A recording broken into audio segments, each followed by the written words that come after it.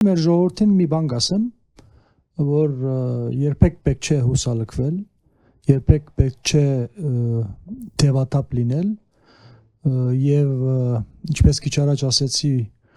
մեր ժողովրդի նկատմամբ դավաճանություն կործած մարդիկ պետք է պատժվեն եւ պիտի ուզեի, որ իրենք վստահ լինեն, որ այս դավաճանները Փաշինյանի գլխավորությամբ չախճախվելու են։ Սա ես կուզեի, որ այս հավատը բոլոր իրենց մեջ բահային, որովհետև հերու չէ այդ օրը, որը չախճախումը բոլոր սակարանես ենք լինելու։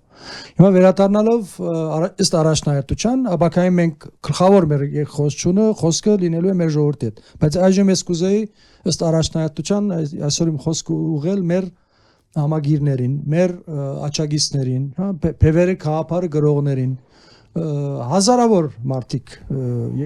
այս դարիների ընթացքում անցել գնացել են, վստահ եմ, որ մեծամասամբ իրենց քաղաքարներին հավատարիմ են մնացել, բայց ինչ-ինչ պատճառներով այսօր գազագերբական քաղաքական ակտիվություն չեն ցուսաբերում այս վերջի տարիներին կամ ամիսներին, առիթից օգտվելով բոլոր մեր համագիրներին, մեր քաղաքապարագիտ ընկերներին այսօր հերացել են թե մոդեն բոլորին հորդորում եմ, որ առաջիկա օրերին իմի քանք նախապատրաստվելու այս պայքարը բարեհաճող դեղ հասցնելու նպատակով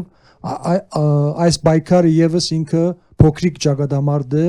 իր առանձնահատկություններով ամեն ժամանակ ունի պայքարի իր մեթոդը վստահ եմ, որ մեր շարքերում հազարավոր մարդիկ կանայք տղամարդիկ համախմբվել են նաև այս մեր բևերի առաջ քաշած քաղաքապարների շուրջ նաև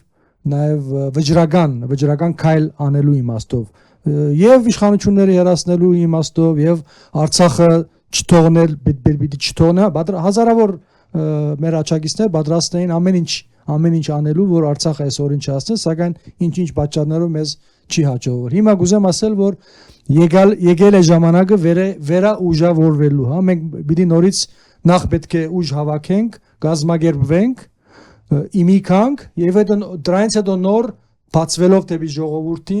ժողովրդի հետ միասին դեպի մեր նպատակը սլանանք։ Հորդորում եմ բոլորին առաջիկա օրերին մեր հետ կապ պահպանել, տեսնենք ինչպես ենք օր առաջ